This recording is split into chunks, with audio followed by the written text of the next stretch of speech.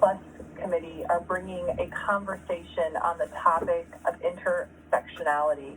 And this is really in the spirit of furthering our objective to really create a safe space for both discussion and education that creates a greater sense of allyship. I'm particularly thrilled today because we are bringing in an incredible speaker. Let me tell you a little bit about Dr. Andrew Campbell. Dr. Andrew Campbell is a graduate of the University of Toronto. He has a PhD in educational leadership, policy, and diversity. He is presently an adjunct faculty member in the Master of Teaching program at OISE at University of Toronto and an adjunct professor at the University of Queens in Professional Master's Education program. He's a certified Ontario teacher and has been an educator for over 25 years in Jamaica, the Bahamas, and Canada. His research and teaching focus on issues of equity, diversity, inclusion, racism, anti-Black racism, educational leadership, Black LGBTQI+ issues, and teacher performance evaluation. He has presented at numerous peer-reviewed academic conferences and has delivered many presentations as a workshop facilitator, a keynote, and a motivational speaker. On a personal note, he loves people, food, fashion, and traveling. And so we are in good company, and I would like you to join me in welcoming Dr. Andrew Campbell to the virtual stage. Dr. Campbell? Thank you so much. Thank you so much. And thanks for that very warm welcome, very, very warm sharing. I'm happy to be here and to be asked to have this engagement, this discussion with all of us today as we talk about intersectionality, especially looking at intersectional realities. And today I want to focus on three words: resisting, supporting, and healing, as we have this conversation. And for me, I need permission to share my deck, and I don't have the share permission. Thank you so much. And I want to start this conversation. When we think of the word intersectionality, an article from the center. Thank you so much. An article from the center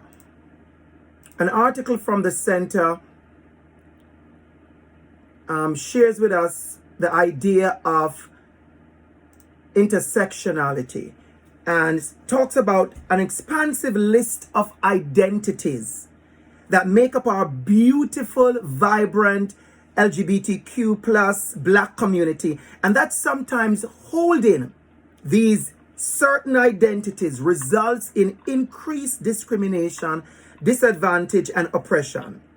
And we have to be reminded that viewing our community through an intersectional lens give us the framework from which to understand how individuals' unique identity plays a role in how they experience the community, how they experience power, how they experience work, and how they experience the space, how they experience TD.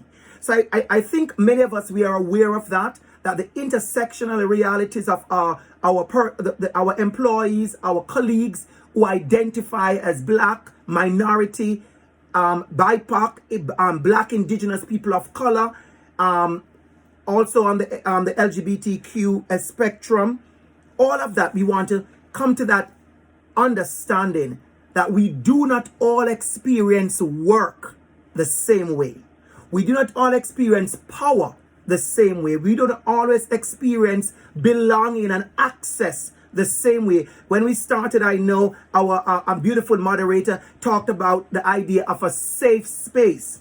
And that is something I not want to debunk, not want to push against, but I want to kind of put it on hold in a little bit. Let us put the word safe, write it down somewhere and circle it. Because what we have to be careful of is when we try to sell safe spaces. You know, we sell a lot of things, right? We are a business.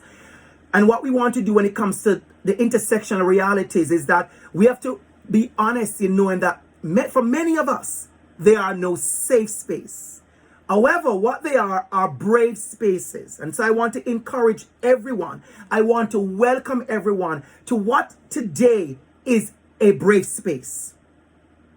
Many of us, we do not feel safe in spaces, but what we do feel is brave. And that's why so many of our LGBTQ, minority, racialized, whatever you want to call it, there's a lot of terminologies. They question their strength, they question their power, they question their access. Because though you give them quote unquote permission to feel safe, they do not. But what they do is brave. So welcome this afternoon to a brave conversation. Thank you so much.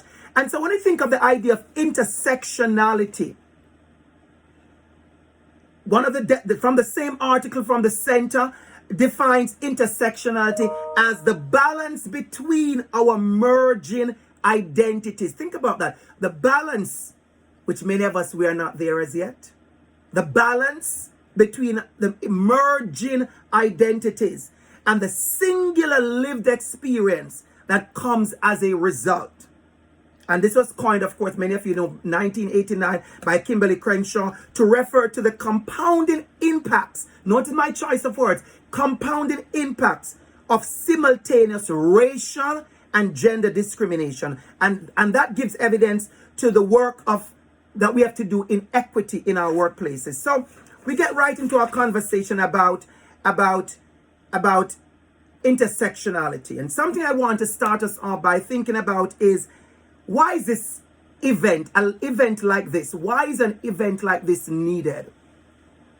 It's needed because many of our employees, many of our people, many of our community members are still living in fear. Still living in fear and dreading for our lives when we come into our homes and in public spaces and in our workplaces. Fearful of discrimination, fearful of hate and homophobia, fearful of transphobia, fearful of a backlash, fearful of coming out of the closet, fearful of bringing our whole self to work. We love to hear people talk about that. Bring your whole self to work. And I'm sure we know in our organizations, this is not just TD, this is everywhere. We love a slogan, bring your whole self to work. It would be surprising for those of us who do not identify, you're listening, and I welcome you all in the space. For those of you who do not identify as LGBTQ+, those of you who do not identify as racialized or black or indigenous, I welcome you. Because we need you, and I hope you're here. Pull a chair up, pull up a chair. I hope you're here so we can have that conversation about your role in disrupting and dismantling allyship to get the work done. Because all of us need to be a part of the work. So, you know, when I'm from Jamaica. I'm sure you've heard that Jamaican accent. If not, it is from Jamaica. You know, growing up in Jamaica, I can remember my emotional gymnastics I've been through as a teacher, trying to ensure I be the best teacher, which requires me to bring my whole self. But I could not, because my sexuality is something that was a secret. Something was a dangerous secret. And so, but it's not just Jamaica. There are over 73 countries where homosexuality is still illegal. So I want us to have that context as we get into the work. People are still losing their jobs, you know, discriminated against, being denied service, being ridiculed and embarrassed and marginalized and hurting. You know, I remember last year, 2019, at the International Day Against Homophobia and Transphobia, IDAHOT, the theme was breaking the silence. And I love that theme because many of us, we struggle to speak up. We struggle to tell our stories. We struggle to belong. And that is why a space like this for resisting, supporting, and healing is so important. So I'm very happy to see TD Bank continues. I know the work that you have already been doing continues to create a space for employees who identify as black and indigenous and people of color and equity seeking groups and equity deserving groups and all the different titles and languages we use to communicate, language we use to communicate our identity. And I want you to realize that There's so many of us who are even unclear. I was asked at a workshop the other day, Dr. Campbell, do I call you a black man? And I said, absolutely, I'm a black man. But in many places, people refer to themselves as racialized and as colored and whatever. So we're still merging and working on those titles, whether we're talking about equity seeking and racialized. But I want to give you a terminology that I like. And I like to call them, all of us, equity deserving groups. I want to call all of us equity deserving groups. And so we enter the society race. We can't get away from that. We come to school race. We apply for jobs race. We enter the marketplace race. We can never leave our race at home or on a shelf. And so when many of us are in this hurry to get over the talk about race, the talk about LGBTQ and the talk about identity, we can't get over it because we are plagued by the social construct. We have to find ways to live our lives and participate in society when one aspect of our identity seems to enter the room before we do. And we want that in many places. We want you to know that the presenter today is a black man, because we don't have a lot of that. We want you to know that the presenter today is an immigrant. The presenter today is Jamaican. The presenter today has a beautiful accent. The presenter today is gay. Those are our identities, and most time they work against us. And you have to understand the power you have in allowing those identities to work for us. So the work is not just for TD today. It's not just for you and I. It's for all the persons who have been excluded. All the intersectionalities. We talk a lot about black and racialized and LGBTQ, but sometimes we forget the intersectionality of ableism. The intersectionality of religion, because you can be racialized and you can also be gay, but you can also be Islamic. Or you can identify as Muslim. And so you identify as indigenous. You identify as two-spirited. And so what we want to do is to disrupt and dismantle all of that.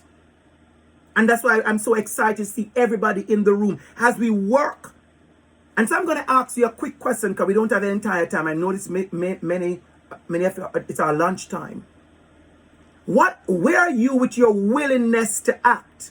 And I jump to that word act and action immediately, because what we find in the work of equity, in the work of racism and the work of disrupting and dismantling anti-black racism and anti-Asian and anti-Muslim and Semitism and all that kind of anti-Semitism and all of that, what we find is the missing part is the action. We are good with a discussion. We are good with a conversation. We are good today. But I want to ask all of us today, when you are finished with this 1 hour conversation, what is it that you really plan to do? Because some of you are going back into your offices where you go in an interview panel and there are going to be 7 people on the panel, and you look around and it's 7 white men on the panel. And nobody amongst you would say, we need to diversify this panel, because that's why these people cannot be the right fit. Because we are all coming from the same lived experience and we are not able to broaden our scope. And so I want to invite all of us to think about, how do we resist within our workplaces? How do we resist racism and homophobia and transphobia in a place where we make our living from? How do we resist from within? One of the tools that we have to use is the resistance. It begins with resisting the labels placed on us. Resist the anxiety and the depression and the shame and the disengagement. I could tell you tons of stories, my own story, and stories that I've gathered, that I've been trusted with from LGBTQ folks and black folks and racialized folks, that talks about the depression and the shame and the disengagement. They're excited to join the team. And 2 weeks after, they realize, well, nobody cares about my pronoun, and people are making fun of me, and the joke in the office is about me, and I have been excluded. And I come to the meeting on Monday with my ideas, but I've already realized Sunday evening they all met at the golf club and already decided this is just a performance. These are the things that happen within our organization that we need to disrupt. There's a lot of performance of equity. And when I speak, I like to speak up about that because many people are fearful to speak up about that. I gave an example in a workshop the other day. It is a school example, but it just came to my mind to share it with you because it applies. I remember on the news just a couple of days ago, the mayor of Toronto, he spoke about we're going to be looking at taking in about 20,000 refugees from Afghanistan. He said that. And then he reminded us of a couple of years ago, we had the many refugees from the Syrian refugee crisis. And everybody says, yay, here come Canada, we're stepping in, we're helping.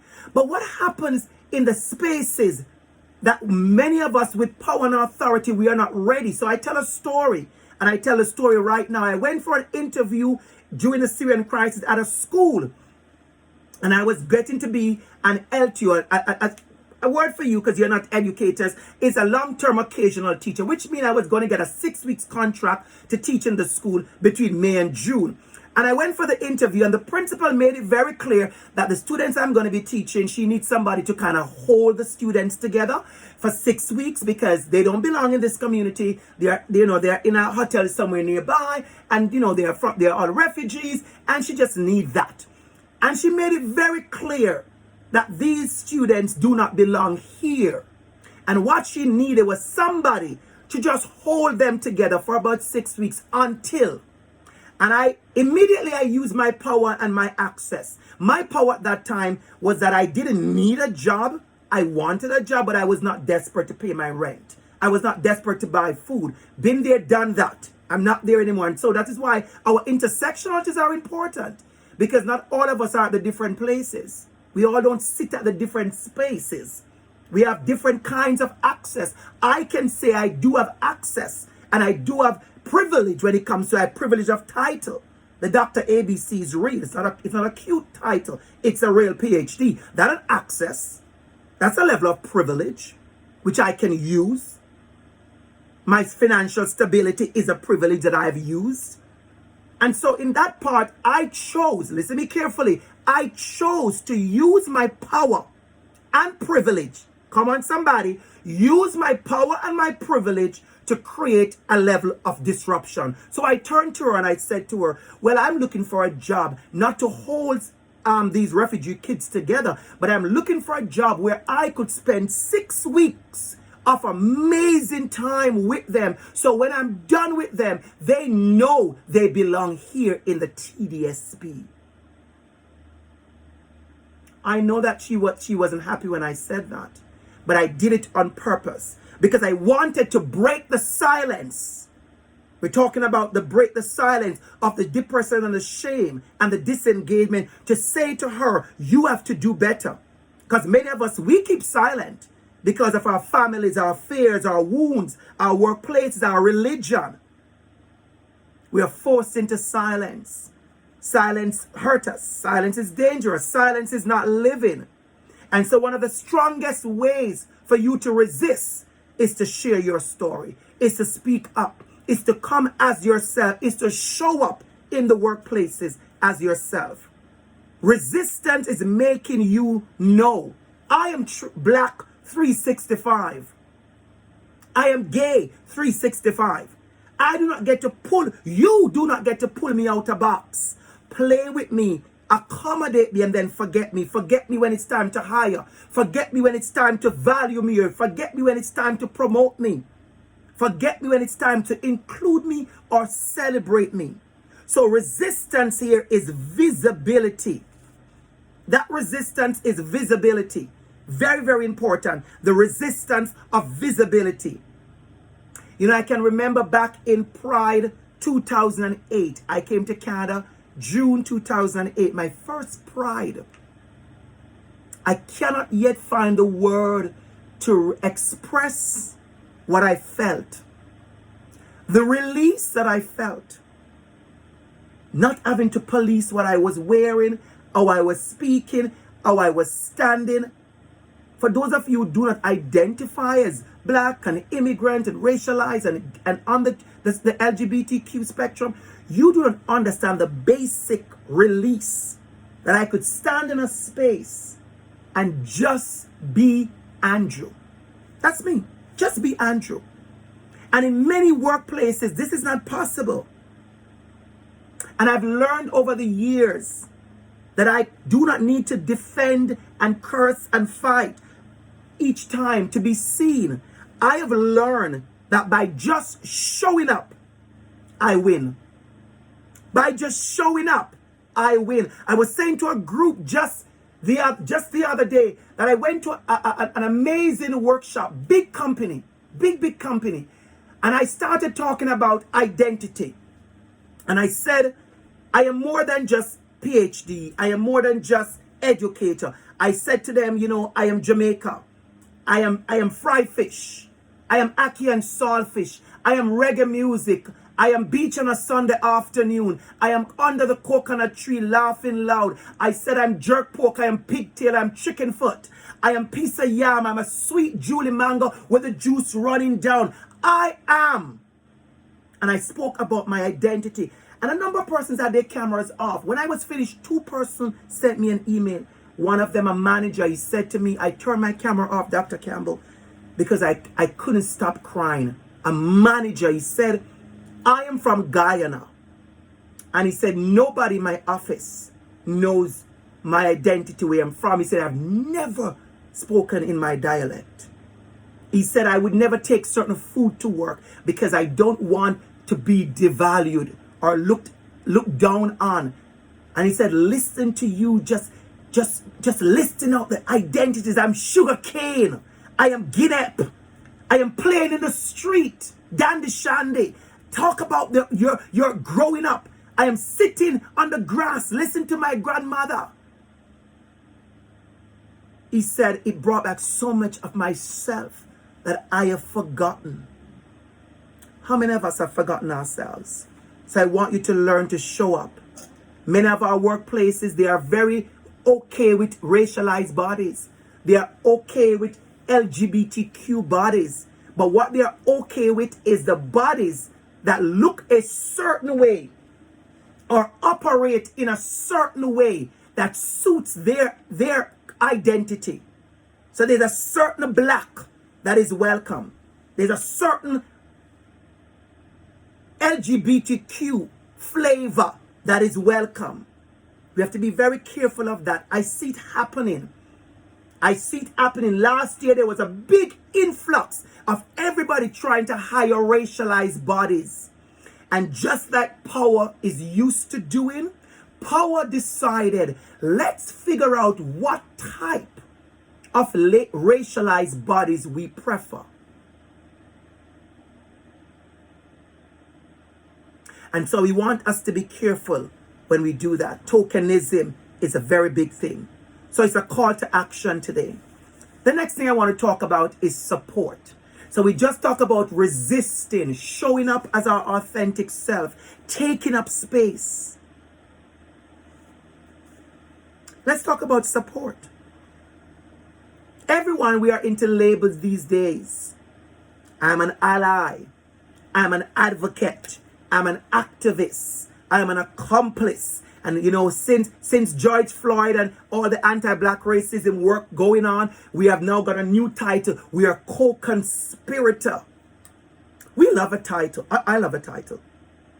I'm sure all the producers here, Heather, Clifton, everybody else who's a part of this amazing work, you all have titles. I see your emails. Some of you titles have 7 words in it.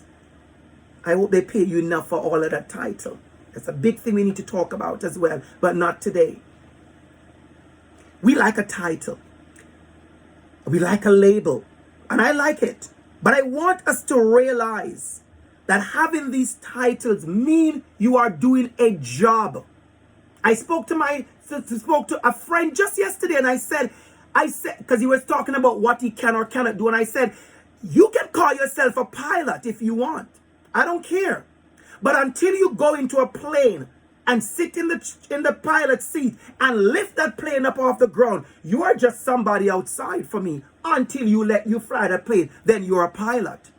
And so I want us to understand with these words of being an ally and an advocate and an activist and an accomplice and a co-conspirator. I love those words. Keep them. Don't lose them. But I want you to act. Because everybody's doing equity work these days. Everybody wants to disrupt and dismantle.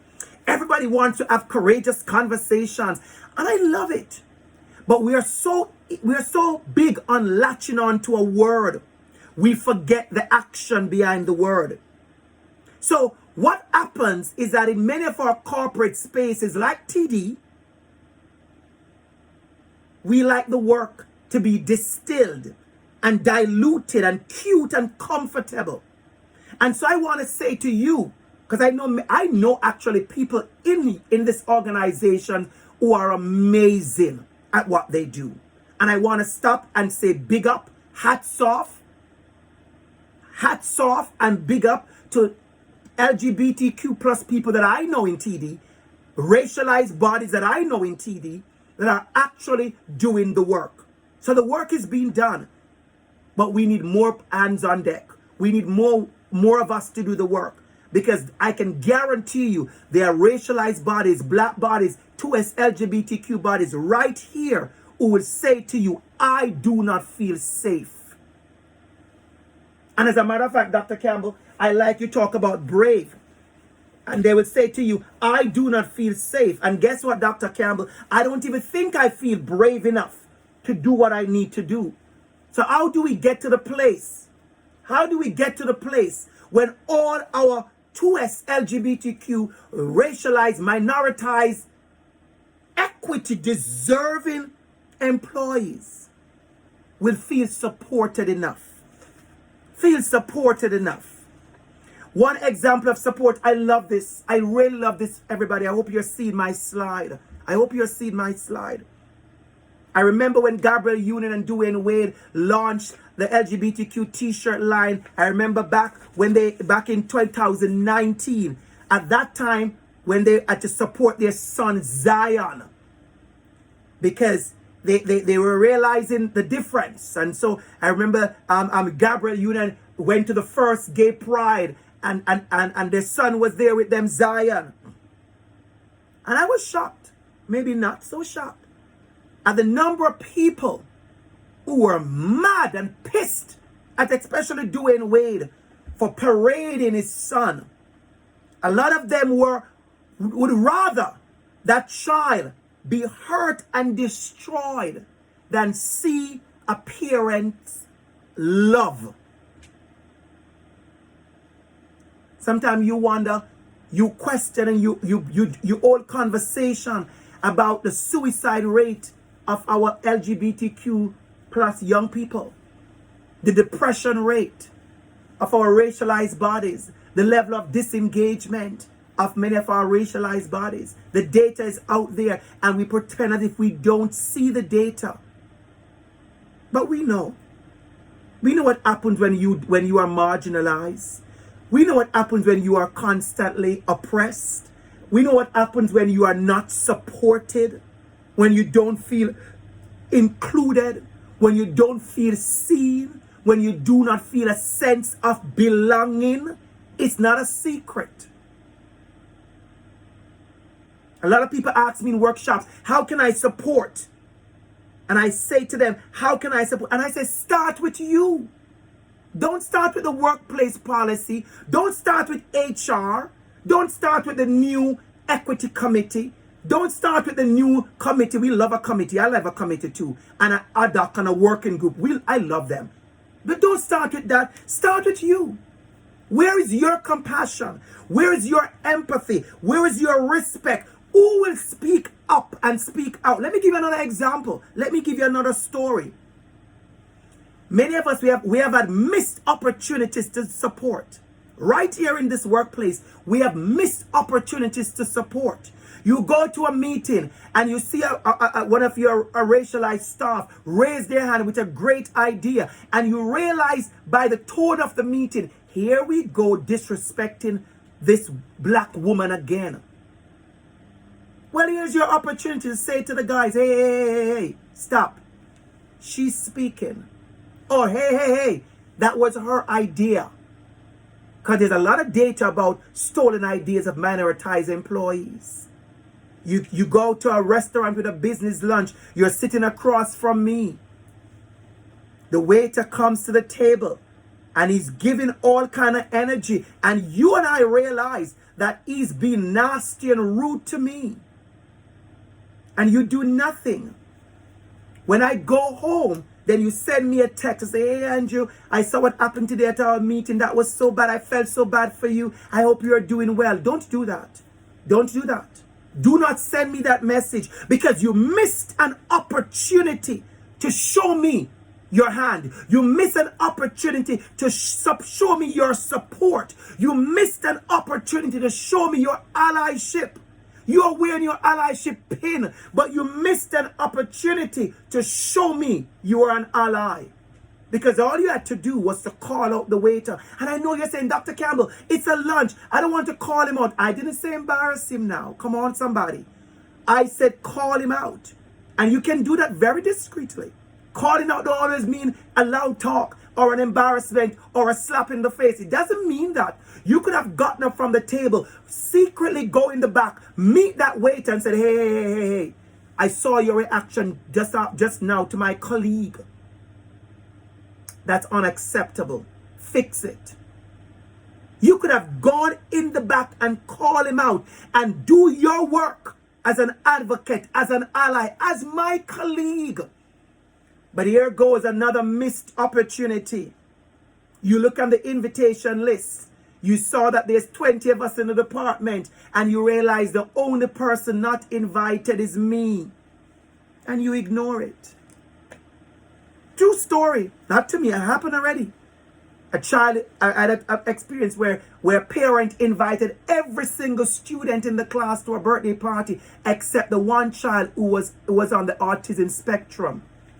And I know I can hear somebody saying, well, it's the parent's house, Dr. Campbell. Maybe it's not your business. It's the parent decide. I said, yes, the parent get to decide. But as a teacher, I get to speak up. And I said to the parent, you do not get to invite 34 kids and leave one because he's autistic. I said, you do not get to do that. You do not get to marginalize, discriminate, exclude one of my students based on his intersectional idea, based on certain part of his identity. But we do it all the time. So I want to ask you, how are you supporting? What does your support look like? What does your support look like? So with this same Gabriel Union, Zion, after support happened, this child was able to transition.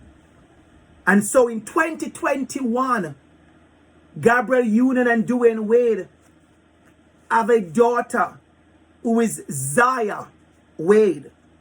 She has now blossomed into a beautiful young woman because she had the love and support around her. And I could tell you about the tons who took their lives or became homeless or were put out by their parents, turned out of school, disengaged from their jobs and their career.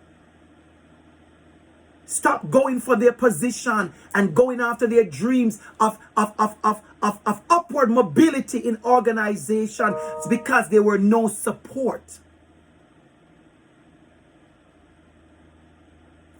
Imagine that. Whenever I look at this video, I sometimes I get very emotional because I think, what would happen if our LGBTQ2+, our racialized folks, our hijab wearing colleague, our turban wearing colleague, our heavy accent, light accent, strong accent, no accent, whatever accent employee, just were given the support to do better. To do better. I remember when I just came to Canada, I had my students, they were amazing. I invited them to give me feedback. And they said, Mr. Campbell, because that time I wasn't Dr. Campbell. They said, sir, you do speak very fast. And I said, yes, it's a Jamaican in me. When I'm excited, I just go. And I said, whenever I'm speaking fast, raise your hand and give me a little time. I said, sir, slow down. I wanted the feedback. I said, if I'm sharing something and I use a Jamaican terminology and you don't understand, ask me to break it down for you. That is different from telling me I do not belong, or you need to do the Canadian way, or you remember you're in Canada, or go back where you're from. How do we do support? How do we say to all our employees, I am a safe person?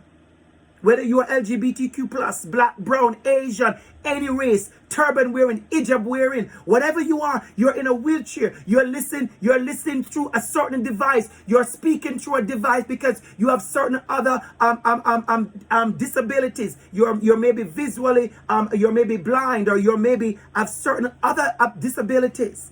How do you say to those employees, I am a safe person? We started with the word safe, remember. But you can't be safe if we don't be brave. So I want us to do that, and then we're going to go on to healing.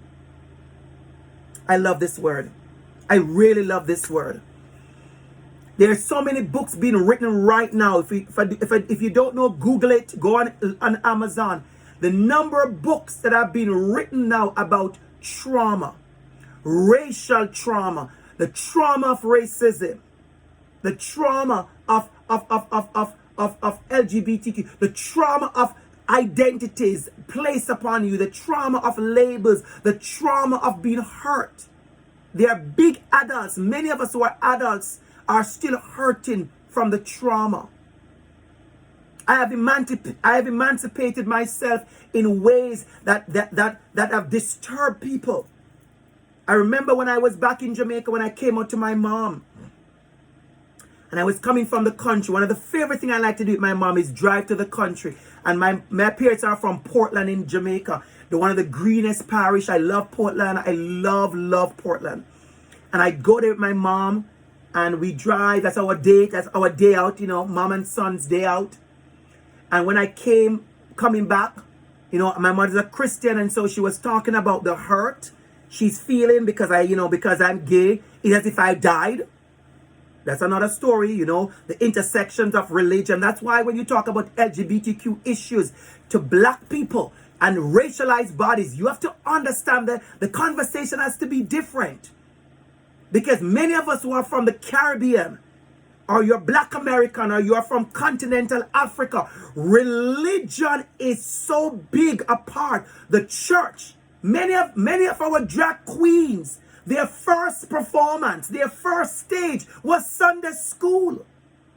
And so, when we get into very white LGBTQ spaces, where people are not so big on religion, they look at it as, just leave religion, just don't bother with church. They don't understand the intricacy and the knot and the tied up that you are when it comes to that. And so it's important for us to understand the intersectional realities. Many of us, even myself, our first time we held a mic was in church. Many of us, the first time we truly performed was in church. How do we heal from the trauma? The same church that told me I am demon possessed because I guess I'm gay, so I'm demon possessed. The same church. So how do we heal from that?